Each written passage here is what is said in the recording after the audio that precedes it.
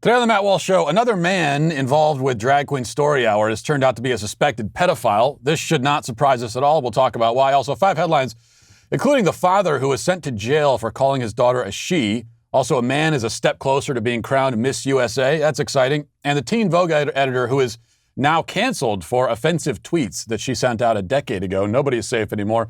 In our Daily Cancellation, we'll deal with the women's NCAA basketball players who are complaining that they aren't being treated as equal to the male players. But should they be treated as equal?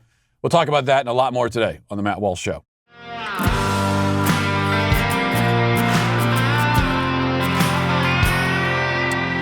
Welcome again to the show. Remember, if you're listening to us on iTunes right now, make sure to subscribe. If you're watching on YouTube, make sure to smash that like button, jab that notification bell, annihilate that subscribe button. If you're having our transcripts delivered to you on, a carrier pigeon or horseback messenger, make sure again to subscribe, however you subscribe to that.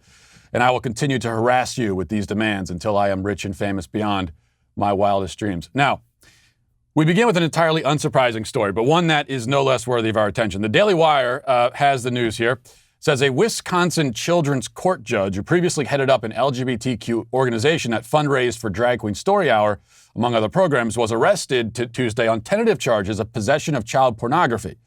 Brett Blom was taken into custody by special agents with the State Division of, this is according to the Milwaukee Sentinel, by the way, the State Division of Criminal Investigation, following an investigation into multiple uploads of child pornography through a Kik messaging application account in October, November 2020. The Wisconsin Department of Justice reportedly began an investigation into Blom after receiving a tip through the National Center for Missing and Exploited Children, according to the complaint, which also alleges that Blom shared child pornography with other Kik users through private chats and messaging groups on 27 separate occasions. This is a judge also acting this way. The complaint lists descriptions of the videos, which are both graphic and disturbing. Some of the videos involve toddlers and other very young children. Blom, the Journal Sentinel reports, was elected to the court in the spring of 2020, defeating incumbent Milwaukee County Circuit Judge Paul Dudinsky. In that contest, the state Democratic Party donated more than $10,000 to Blom's campaign. Blom offered himself as the progressive alternative to Dudinsky. Before then, Blom served on the city's Board of Zoning Appeals and also as the full-time head of the Cream City Foundation, an LGBTQ activist organization that promoted Drag Queen Story Hour in Milwaukee. Drag Queen Story Hour is just what it sounds like, drag queens reading stories to children in libraries, schools, and bookstores. That, according to the Cream City Foundation website, which promoted the events in 2019. They also said that Drag Queen Story Hour captures the imagination and play of the gender fluidity of childhood and gives kids glamorous, positive, and unabashedly queer role models. All right, so that's the story there. There are so many disturbing aspects to it, not the least of which is the name of this organization, which has dedicated itself to bringing cross-dressers and children together. Cream City Foundation. I'm not going to speculate on that at all. Beyond that, the very idea of Drag Queen Story Hour is itself disturbing in a deep and visceral way. But as I said, it's not surprising to find a child predator associated with it. It's also not the first time that such a discovery has been made. In just the city of Houston alone, 2 registered sex offenders were found to have been reading stories to children while dressed in drag as part of Drag Queen Story Hours in the same year. That was in 2019. Other drag queens, may not have been registered as sex offenders as far as we know, but their behavior raises serious questions nonetheless. Behavior such as the drag queen who goes by the name Sasha Soda and who wore a mini skirt which exposed his crotch as he read to children, or behavior like the drag queen at a different story hour who laid on the floor and let children lay on top of him, and there's photographs of that. Or behavior like this. Watch. Those funny little dances from Fortnite. Does anybody know any of the dances from Fortnite? Oh, then you are a credit to your community. But most of all, Michael likes to twerk. Now, does anybody in this room know how to twerk? All right, well, it's quite important to the story, so I will just give you a very quick demonstration. All you need to do is you just stand with your feet sort of shoulder width apart, like so. Okay, and I'll show you at the side, so you get a better view there. And you crouch down into this sort of position here, so your bum's sticking out. I hope you're taking this all in. And then you just move your bum up and down like that, and that's twerking.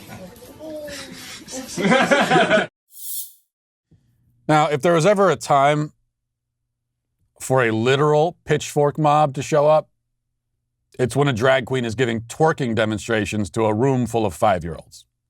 Instead, the adults sit and laugh and enjoy themselves, even the fathers. And I use that term loosely. But this is the kind of behavior that, may have been a warning to us. Or how about behavior such as dressing in drag and reading to kids? Just that alone. Even without the added bits of pedophilic degeneracy, the very act of a man putting on women's clothes in order to go and read or speak to children, that itself raises serious questions. Questions like, what possible good reason could there be for this? What possible justification could there be? Is there conceivably a valid reason for a man to say to himself, I'm reading to children at the library today, better go throw on my mini skirt and padded bra? The answer to all these questions is obviously no. Not only no, but hell no. Not only no, but or hell no, but call the cops. This should be illegal. Drag queen story hours are and have always been a transparent, in-your-face effort to groom and sexualize children. They're not even hiding it, clearly. That's why these programs exist. That's the goal of everyone involved with them. There's no other conceivable point or purpose. You heard it in the Cream City Foundation's description of Drag Queen Story Hour. They're trying to, encourage gender fluidity play. Now, drag is essentially burlesque, but with men. Not essentially, that's what it is. If it was a female burlesque performer all dolled up, hired to come and read to children as part of a burlesque story hour program, think about that. Burlesque story hour. If that was the case, then everyone would agree that it's completely insane and inappropriate. Though in the age of WAP, perhaps we wouldn't even agree on that anymore. I don't know. We should be able to agree at least that there are many good reasons to read books to children, but there can't be any good reason to hire a burlesque performer to do it. The only reason to bring her in for the job would be to try to normalize burlesque to kids, make it seem appealing, desensitize them to it, otherwise known as sexualizing them. It's no different, no better, certainly no better, when the performer is a man. So then, why is Drag Queen Story Hour a matter of controversy, even on the right? What's the controversy over? Should there not be universal condemnation of it, at least among conservatives? We know that the left has lost its mind and its soul a long time ago, but why are even people on the right reluctant to criticize this kind of thing? Or at least reluctant to admit that it's a big deal. I mean, it's a big deal when this is going on all across the country. This is widespread all across the country. How the hell is this happening in our country? Why are there so many conservatives that won't admit that or don't want to talk about it? Well, because they've been so beaten into submission, so cowed, so tamed and domesticated by our cultural overlords that they think it's bigotry to criticize anything that the LGBT lobby does or is associated with or supports. Now, they don't like it. They wouldn't bring their kids to it, I hope. They'd probably prefer if this stuff doesn't exist, but they don't want to say that too loudly for fear that words ending in ism and phobia will be tossed at them. Well, let me be the first to say, I absolutely have a phobia about children being abused and sexualized. I have a phobia about that, I do. I'm bigoted against it. I discriminate against it. I hate it. This is my hate speech targeted at it. Hate is not always a bad thing. It's often a good thing, in fact. Hate can be a good thing, very good thing. Necessary. Hate is a necessary part of love. If you love something or someone, you're going to hate anything that harms that person or that thing. And hate is especially important in a culture full of so many things worthy of our hate.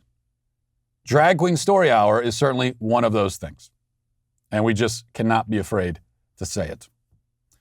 Let's get now to our 5 headlines.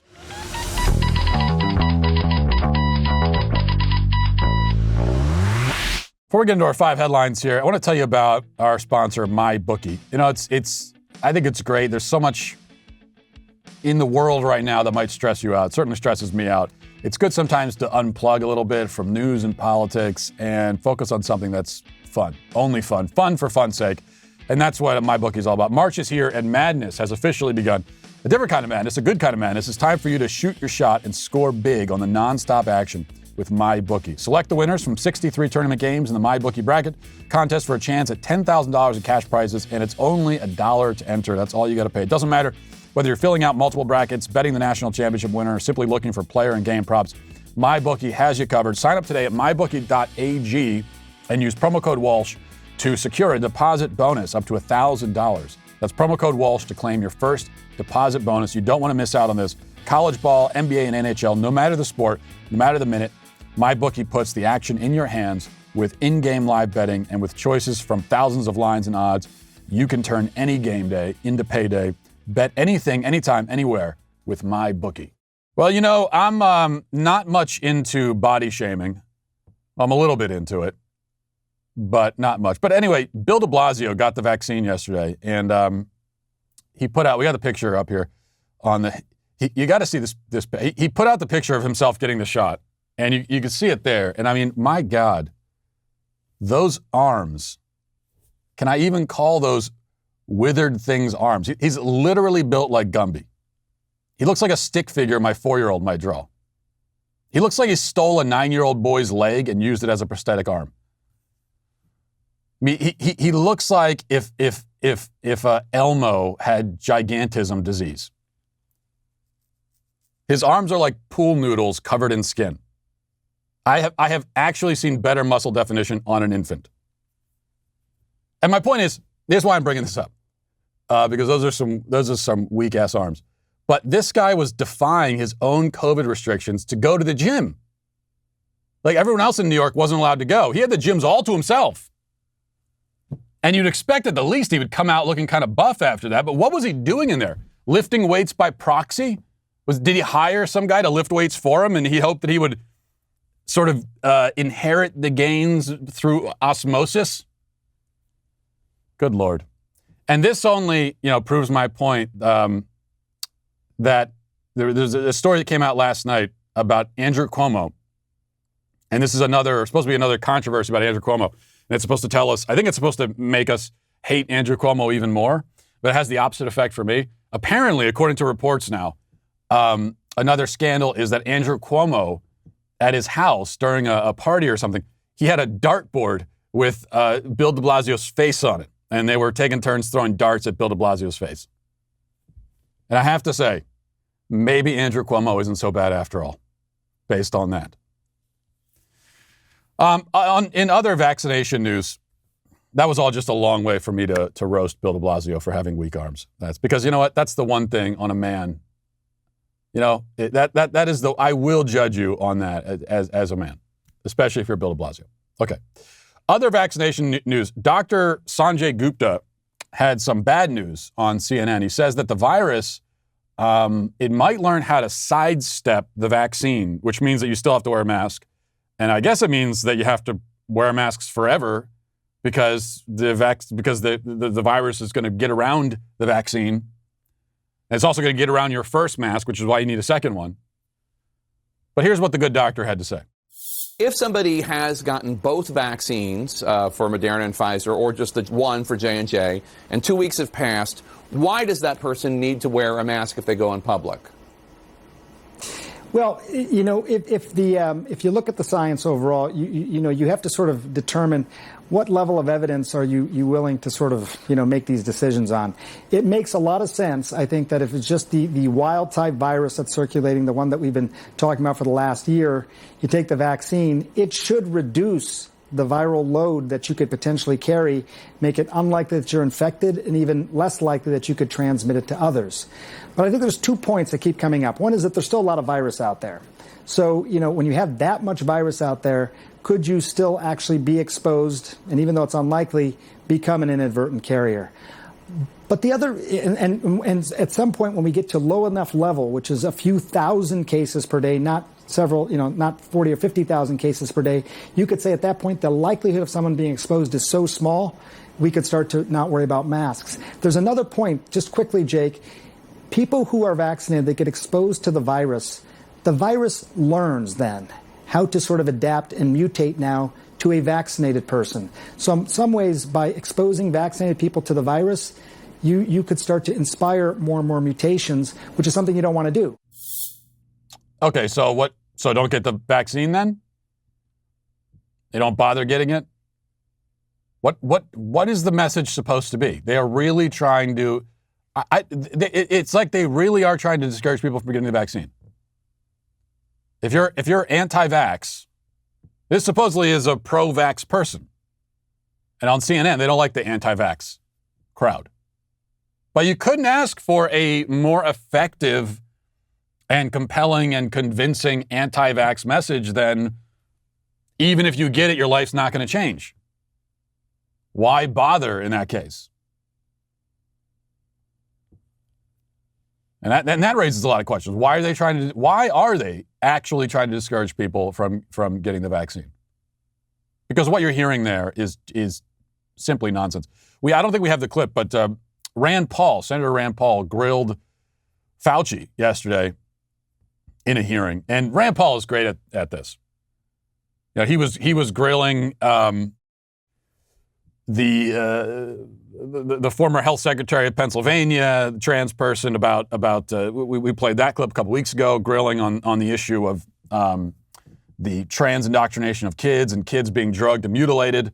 So, we do have the clip. Do we have it? Okay. Well, here's Rand Paul talking to Fauci about the masks and vaccines and actually bringing some real science and some real facts to the foreground. Let's listen.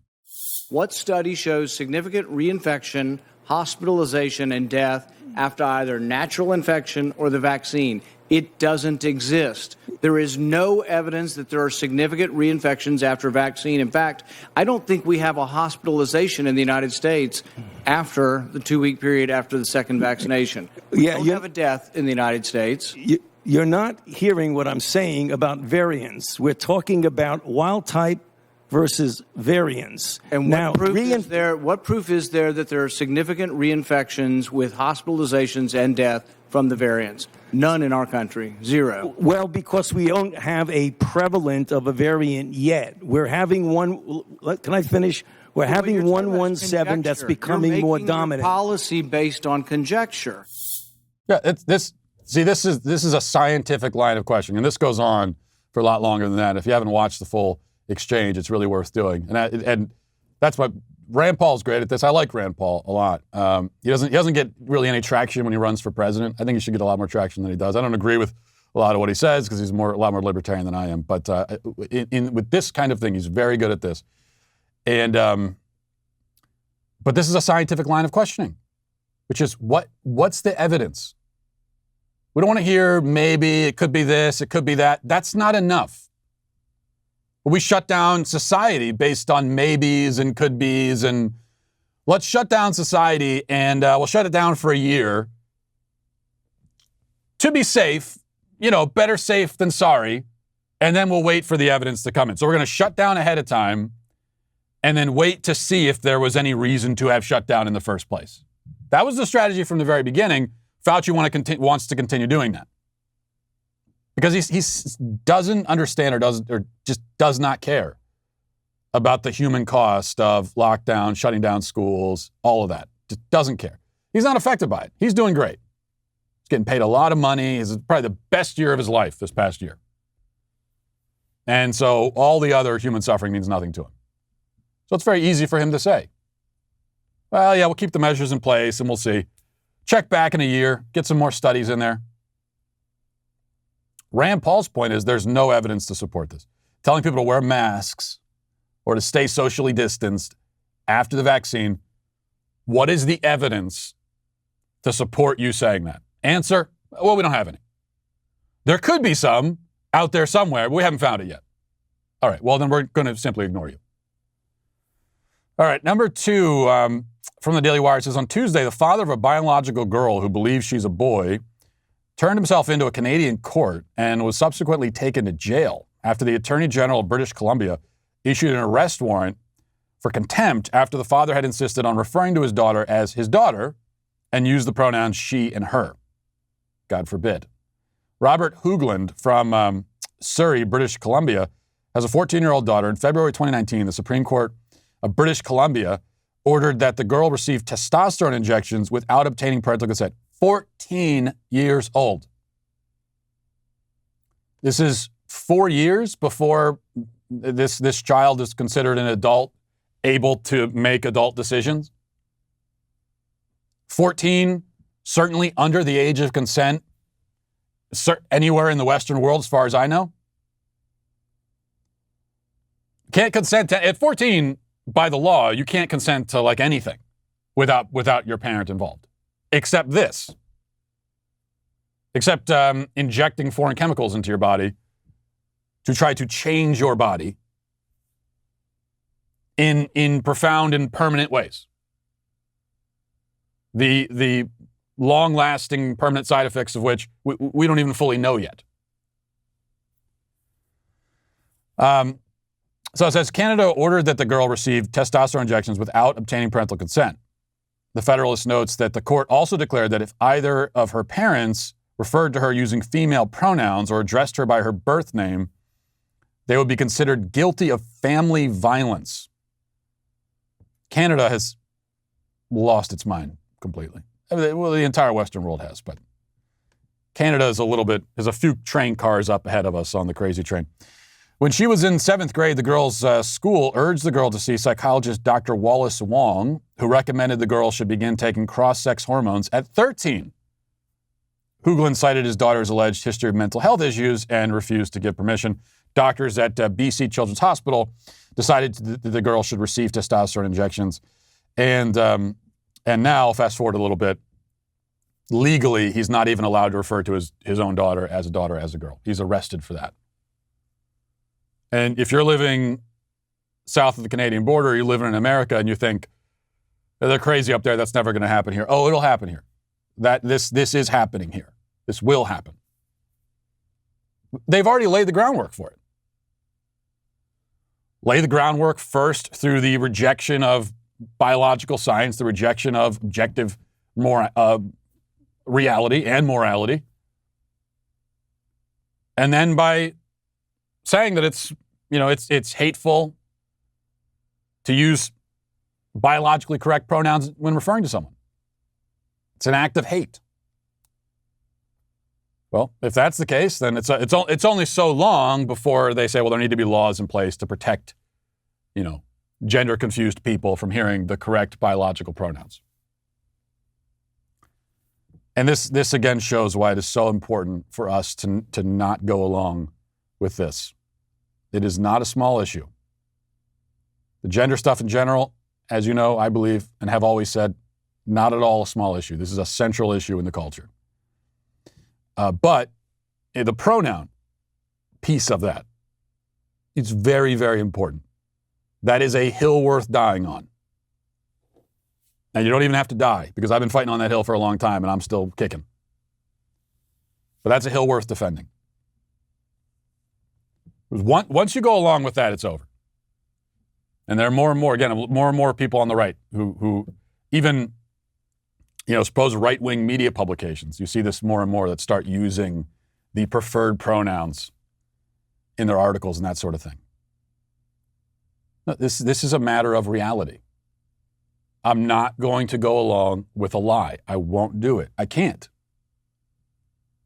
Morally, I can't. That's the stance we all have to take.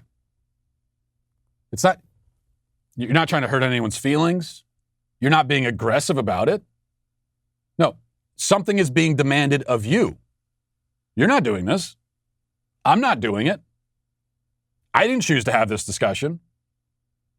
I'm going about my life, going about my day, using correct, normal language. And now I'm being told that I have to use language that does not signify what I'm actually trying to convey. So something is being asked of me that is unreasonable. All I'm doing is saying, no, I can't go along with that unreasonable demand. Number 3, here's some big news. A man has just won a female beauty pageant and one step closer now to being crowned Miss USA, which is also something that will happen. Here's a local news report about this. Let's watch. It's a first for one major local beauty pageant. A transgender person is now the reigning queen. Kim Passoff spoke with her, and Kim, she won the Miss Silver State. That's the biggest preliminary competition for the Miss Nevada USA pageant. Yeah, that's right, John. Catalina Enriquez, who is transgender, has won transgender pageants before, and she's entered cisgender competitions, but this is a monumental win. She will now compete for Miss Nevada USA, the state pageant leading to Miss USA and Miss Universe, pageants that were once owned by Donald Trump and two of the most coveted crowns in the pageant world. The Silver State USA is Miss Catalina Enriquez.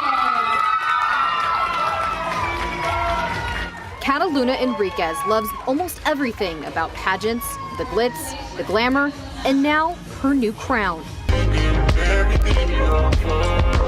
From a pageant that not only welcomed her, but embraced her. The Silver State competition was a great experience to me. It was honestly a celebration of womanhood and diversity and just a celebration of being your true self. So there you go. Big achievement, we're told. A celebration of the true self, which is exactly what it isn't. It's the opposite of that. And then you have the women who you see there. They have to pretend. Not only is this title being taken away from a woman and given to a male, but the women have to pretend to be excited about it. You know, it's not if you're a woman, it's not enough. You can't merely go along with it. You have to be excited about it. A man takes the beauty pageant crown, and it'll happen this year or next year. We're very close to a man being crowned Miss USA. All the major beauty pageants going to go to men. Men have already won Women of the Year and all that kind of stuff. So that's going to happen. But if you're a woman, you have to be excited about it. So they take that. They'll come into the locker room, take the all the athletic achievements. Now, you can't only stand there and allow it to happen. That's the first step. But the next step is you have to smile. You better have a smile on your face, and you better be applauding when all this is taken from you. That's the message from the, woman supporting left, where they care so deeply about women's rights. Of course. The people that are demanding this of you as a woman, remember, the people demanding this, they care deeply about you as a woman and your rights. They care so much about it. All right, if number 4 from ET Online, it says Angelina Jolie claims she has proof of alleged domestic violence against Brad Pitt, new court records reveal. In new court documents that were filed under seal on March 12th, the actress alleges that she's prepared to offer proof and authority against Pitt regarding her claim of domestic violence during her upcoming divorce trial. Why did I choose this story to read? About Angelina Jolie and Brad Pitt and their divorce trial. I'm not sure why I chose that one. We're going to move on. Okay, number 5. Here's one that I do care about. Alexi McCammon has stepped down, this is from Newsweek, has stepped down from her newly appointed position as editor of Teen Vogue after several Condé Nast staff members complained about offensive tweets that recently resurfaced. Love them when those tweets resurface. Resurface always means as if they bubbled up to the surface on their own, No, someone went and dug for them and brought them to the surface through a willful act. She was due to start as editor-in-chief of Teen Vogue on March 24th, and now she has stepped down. Now, these are tweets, Alexi McCammon's tweets that are so offensive. These are tweets from 2011, and she was, how old was she? She was 17 years old when she sent these tweets out, in high school. And now, as a 27, 28-year-old woman, she's being punished for that. She lost her job. What were those tweets? So let's see. In 2011, when she was 17, McCammon tweeted, first she tweeted, outdone by an Asian, #what's new. I guess she meant in school, so she was outdone by an Asian. I'm not exactly sure what that refers to. And she also tweeted, now Googling how to not wake up with swollen Asian eyes. And then a third tweet that was so offensive when she sent it out at the age of 17, she has to be fired for it. Third tweet said, give me a 2 out of 10 on my chem problem, cross out all of my work and don't explain what I did wrong. Thanks a lot, stupid Asian teaching assistant. You're great. And then some of her old tweets used slurs for gay people as well. She's apologized for this multiple times. They first, quote unquote, resurfaced in 2019. She apologized for them then.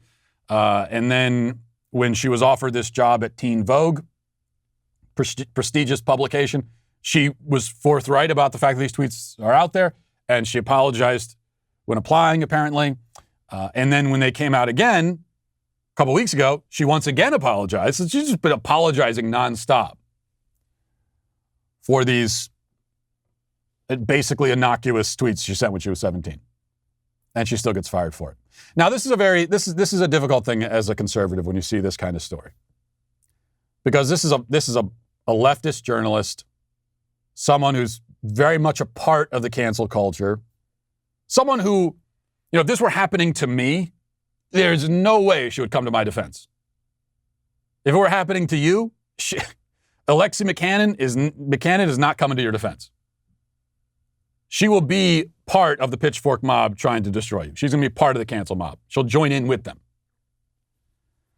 So are you going to defend someone who doesn't defend you?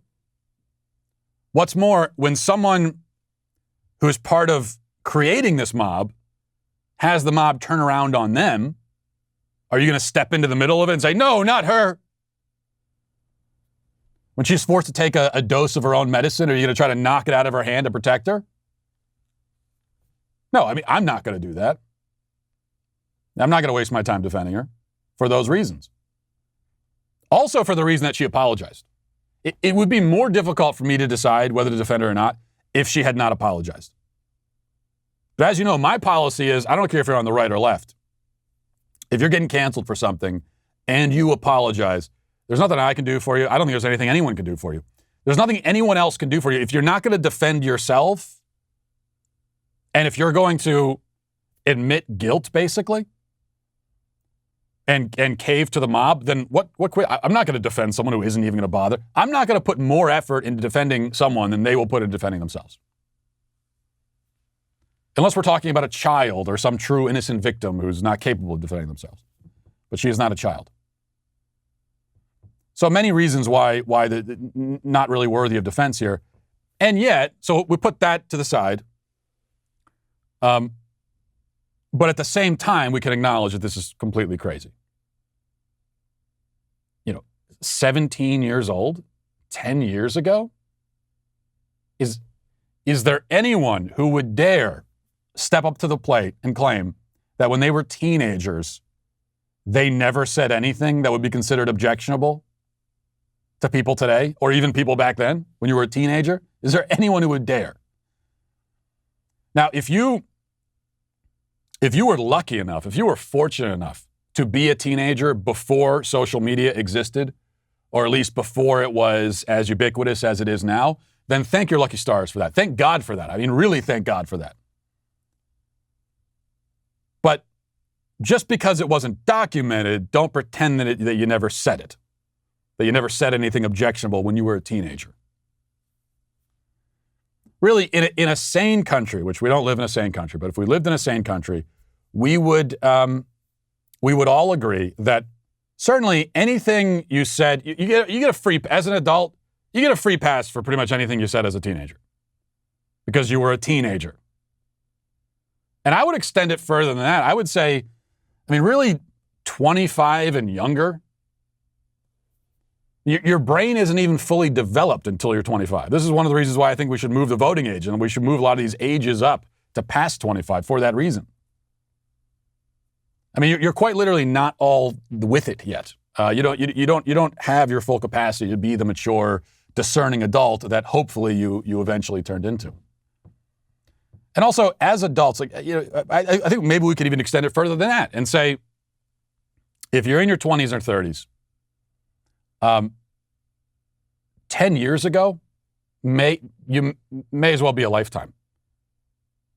May as well have been a different person 10 years ago.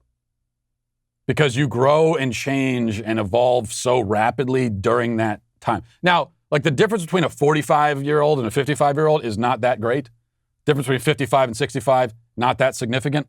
The difference between 35 and 25 is enormous. Enormous. Even more significant probably than the difference between 25 and 15. If you are a growing and maturing person. It should be an enormous difference. So a sane country would recognize that, acknowledge that, and say, look, this was so long ago, this is a different person. Who cares? Really, who cares? And in general, there should be a statute of limitations. There should be a statute of limitation on taking offense at something, I believe. No matter the age of the person or how long ago it was. If someone said something and you weren't bothered by it at the time when it was said, you don't get to circle back around a year later or 5 years later or 10 years or 20 years later and say, you know what, actually I'm offended by that. You don't get to do that. Now, you could say, well, I wasn't aware of it when it was said originally. Okay, then no harm, no foul. You survived. This offensive thing was said. You didn't even know about it. You were living your life totally unencumbered by it. That's even less reason for you to take offense now. So those are all, I think, important points to make. And again, in a sane country, that's how we would look at these things. With that said, as far as Alexia McCammon goes, she did bring this on herself by being a part of this mob, and now it turns on her. And she is a black woman. She is a left-wing black woman. And even like a year ago, that would have been enough to inoculate her from this. But that's not the case anymore. Nobody is safe now. Nobody is safe. And people like Lexi McCammon, they're part of the reason why nobody is safe. Okay, let's go now to reading the YouTube comments. We've got a couple here. Dr. Jones, I don't know if he's a real doctor, says, Matt, I'm not sure if you know this, but I think Ben used your set for his show today. Just letting you know because I feel like that's something that would annoy you. Hashtag justice for Matt. Well, I will say, yes, how dare Ben use my set? I know that he used it. Didn't ask my permission. So how dare he? I could almost tolerate it if not for the fact that when I sat down for I don't know if you noticed this. I don't even know if you could see it on my desk anymore, but I have my fake Daily Wire family, my two pictures of my assigned friends and family from the Daily Wire. This was put on my desk when I first started here. But when I sat down, this picture was gone. And this is the picture of the guy and a girl on a tandem bicycle. And it's a very important picture to me. And when I sat down, it was nowhere to be found. I guess Ben found this photograph of my assigned friends so offensive that he put it somewhere. It disappeared. But now it has reappeared. So Cameron says, totally agree with not using abbreviations. The other day, my coworker said WTF, at which I told him that if he just said the actual words, it would be less syllables, which he had not considered. Yeah, it's bad enough when people abbreviate things by putting in the E sound at the end, as we've talked about. Using internet abbreviations is really reprehensible. Now, I don't know why I'm confessing this, but I believe in full transparency, and I'm an honest person. I did a few days ago find myself actually saying to someone in conversation, BTW, and I hated it came out of my mouth. I don't know how it came out, and I said it, and I immediately hated myself. If there was a window, I would have jumped out of it, to preserve my own honor. So I'll admit that. But even so, everyone else who does it deserves to be canceled. Dog-faced pony soldier says, Matt, who do you feel is a worse person, Cardi B or Meghan Markle? That's a good question. I don't think there's any way to rank them. That's impossible. That really is splitting hairs. And finally, Egg Sandwich, now there's a great name, says, cat should be inside, Matt. Well, you see, this is really why punctuation is so important. So important because I think what they're saying is cat should be inside, comma, Matt, addressing me. But there's no comma, so instead it says cat should be inside Matt. And I have no further comment on that whatsoever, aside from remember your commas, people. Listen, you spend a lot of time on the internet. We all do. It just makes no sense for you not to secure yourself. What are you doing? What kind of choices are you making with your life? You got to make sure you're protecting yourself and offering yourself some protection from those bad actors out there. Especially now, the IRS issued an urgent warning about a new scam to steal the electronic filing identification numbers from tax professionals over email. Cyber criminals can use this information to file fraudulent tax returns. Tax professionals should be aware of the latest phishing scam, but individuals should also take steps to protect themselves. Tax season is stressful enough. You don't want to add identity theft on top of it. It's important to understand how cyber criminals and cybercrime and identity theft are affecting our lives. Every day we put ourselves and our information at risk on the internet. In an instant, a cyber criminal could harm what's yours, your finances, your credit, so many other things.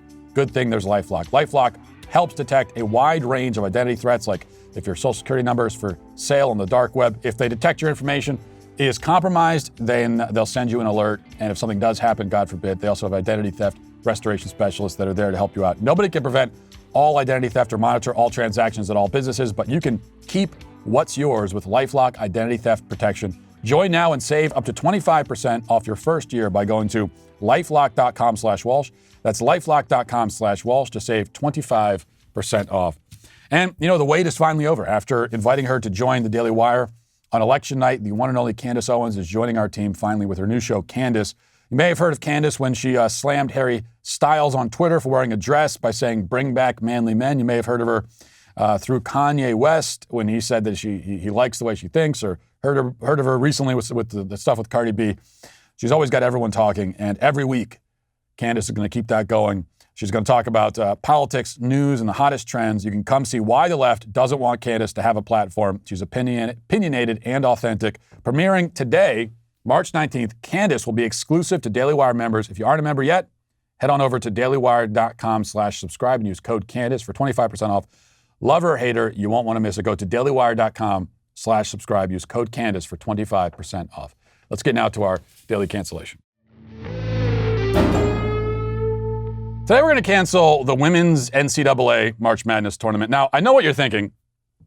There's a women's March Madness tournament? Yes, I had the exact same thought when I was made aware of the sexism controversy surrounding the women's tournament and the accommodations that the female athletes are receiving in comparison to the men. So here's the USA Today. Here's USA Today with news on the controversy. It says the NCAA acknowledges the discrepancy in amenities between the men's and women's basketball tournament on Thursday after images posted to social media drew significant backlash. Pictures surfaced Thursday showing the stark differences in gifts that were presented to women's basketball players compared to men's. Stanford sports performance coach Allie Kirshner posted photos of the facilities inside the Indianapolis bubble compared to the San Antonio bubble. WNBA star Sabrina Ionescu, big fan of hers, last year's National Player of the Year in NCAA women's basketball, fumed over a poor display in the weight room, tweeting, quote, "Women's NCAA bubble weight room versus men's weight room. Thought this was a joke. WTF. What is this? To all the women playing in the March Madness tournament, keep grinding." The picture showed the plentiful options in an Indianapolis weight room compared to a small rack of dumbbells in San Antonio. Aja Wilson, who plays for the Las Vegas Aces in the WNBA, another player that I am not only aware of but a huge fan of, tweeted, "The weight room situation is beyond disrespectful." Then Sedona Price, who plays for Oregon, posted a TikTok calling out the disparity between amenities, writing in her caption, "It's 2021 and we are still fighting for bits and pieces of equality." Okay, now the NCAA, there we go, has apologized and pledged to fix the problem. But to give you the visual, if you're watching on the Daily Wire YouTube right now, here is Sedona Price with her TikTok video complaining about this discrepancy in the way that the men and women are being treated. Let's watch it. I got something to show y'all. So for the NCAA March Madness, the biggest tournament in college basketball for women, this is our weight room. Let me show y'all the men's weight room.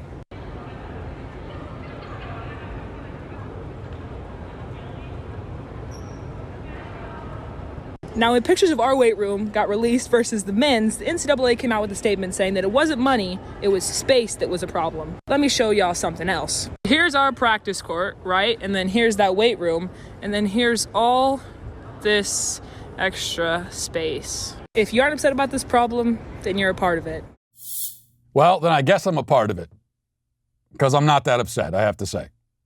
It's not on my top 20 list of concerns in my life right now, is that the women NCAA players don't have enough weights in the weight room. See, it's one thing if you simply asked for better equipment. You know, that's fair. I won't begrudge you that.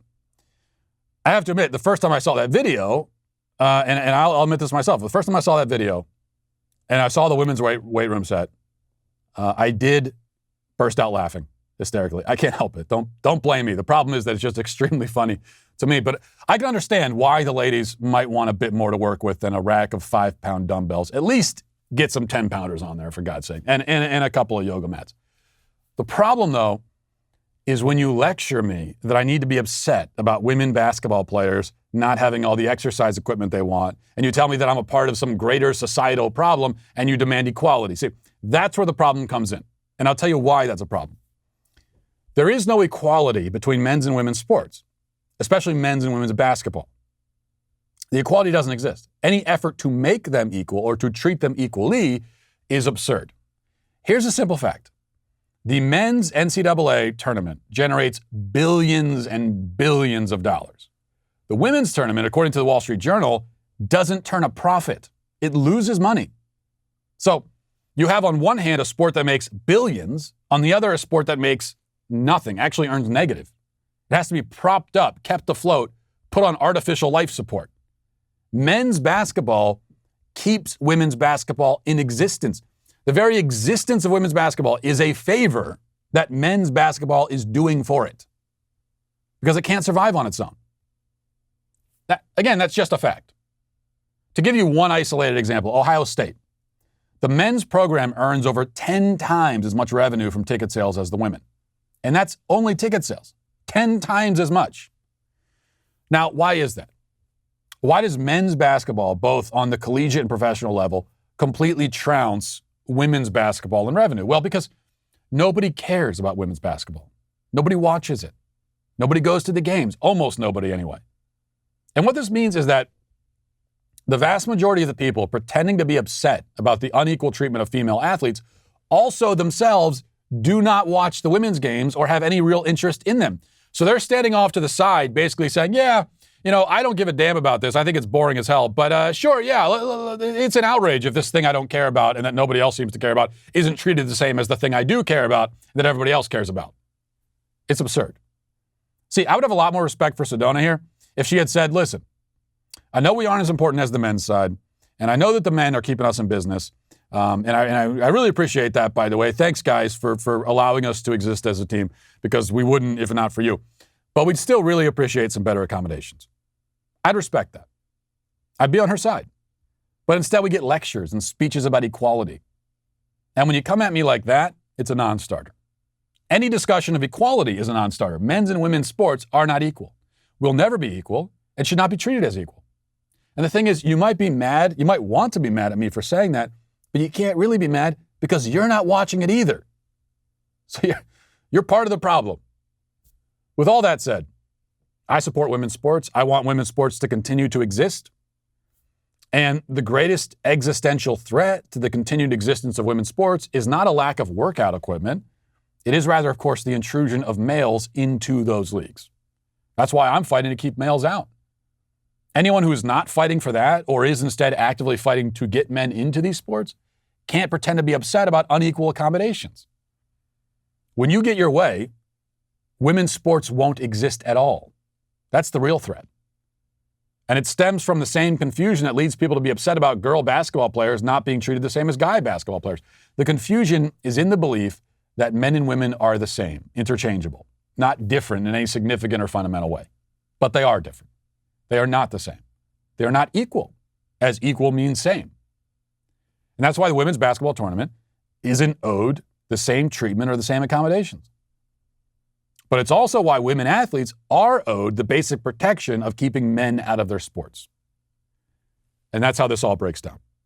And those who don't understand that are canceled. I guess I also said at the top that the whole women's tournament is canceled. That may be a bit harsh. On second thought, also kind of redundant. Nobody's watching it anyway. And far be it from me to cancel something that I just learned existed 5 seconds ago. So instead, we'll keep the cancellation more broad than that. That's another favor that I will do for the ladies. You're welcome. And we'll leave it there for the day and the week. Hope you guys have a great weekend. We'll talk to you next week. Godspeed.